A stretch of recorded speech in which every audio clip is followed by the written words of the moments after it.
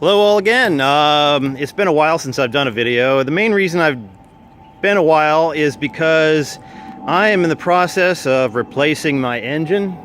I made a very grave mistake, and I'm going to start this off by showing you what not to do to your Mazda 3 or any MZR engine. They're extremely sensitive to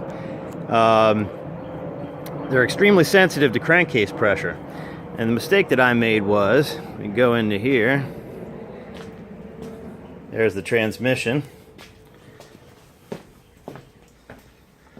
I plumbed this top vent into this line here, which comes from the PCV valve and goes over to, if you could see it in the car, a air oil separator. Now the air oil separator works fine, and I continued to have that connected, but what I did was I removed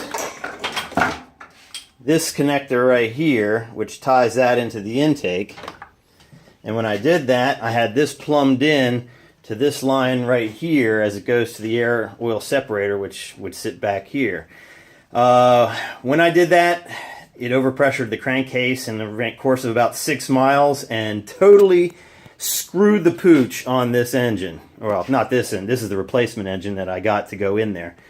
Yeah, you don't want to do that. It boogers up the oil rings and the compression rings in there, and consequently it made a perfectly good engine start burning a quart of oil about every 100 miles. So number one no-no.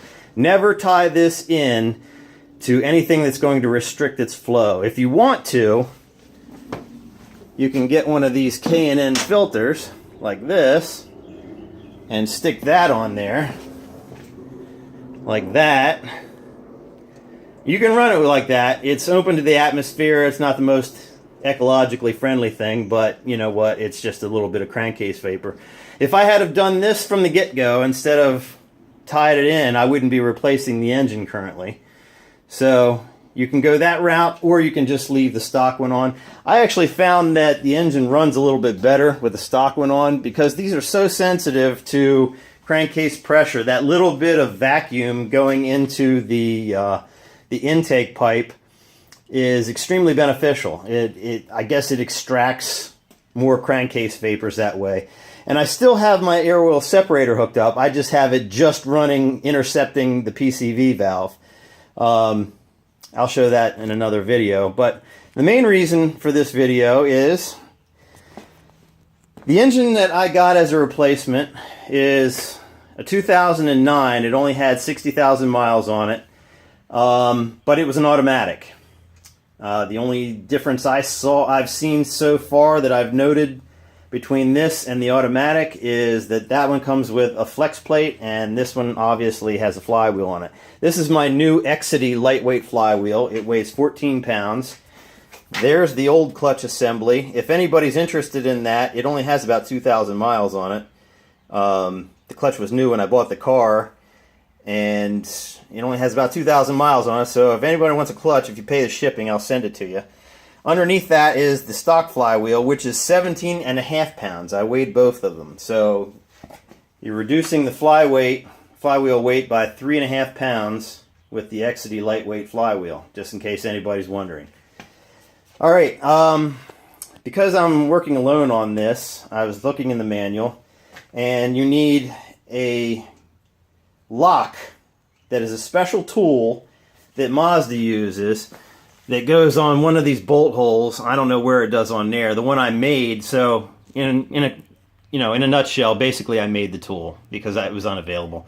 So I made one that just goes right here. And what I did was I made full use of the flex plate that came on the automatic engine. The engine came from an automatic. And here is the result. This is a flywheel locking tool that I made, cut out of a slice of the flex plate that came because I'm not, obviously I don't have an automatic. I have no need for this. It would have just gone to the scrapyard, but I'm glad that I didn't send it to the scrapyard yet, because I was able to make this tool from it. I cut it out with a plasma cutter, cut it to length with a chop saw, marked the holes from the back with a Q-tip and some yellow paint. Then I spot welded it together. Very simple arrangement. And that goes over here like this.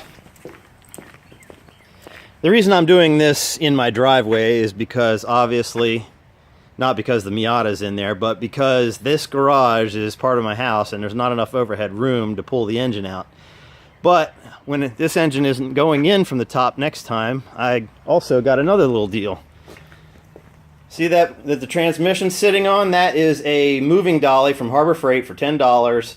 And my intention is to make that up with that, put them on that dolly, come over here, and instead of trying to finagle it in through the top, which was a pain in the ass, especially since the driveway is not quite really level, it slopes away here. So what I'm going to do is I'm going to do it the way they do it from the factory. I'm going to jack up the car higher, put it on higher jack stands, about another 8 inches higher in the front.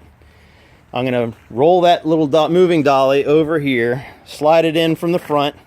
Once I have it under there, I'm going to lower the car back down to the current position. Then I'm going to get the crane and lift the engine up into the engine compartment from the top. So essentially I'll be putting it in from the bottom. That will be much easier, and I should have a lot less trouble doing that. But anyway, here, let me show you how this goes on. I get distracted easily. Can't wait to get this car done. This is my daily driver. I've been driving my Tacoma, and that doesn't get the greatest mileage, so I really want to get this done. Basically, I made it so it goes on just like that. And I got, everyone of course has a box of Japanese hardware that they've gotten from past engine swaps, and clips that I import from Japan. So I found basically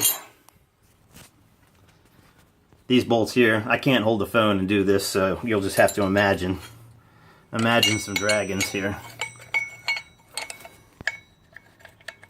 That goes in there like that. The teeth from the flex plate piece interlock with the flywheel. This one goes over here to keep it stabilized. And Bob's your uncle.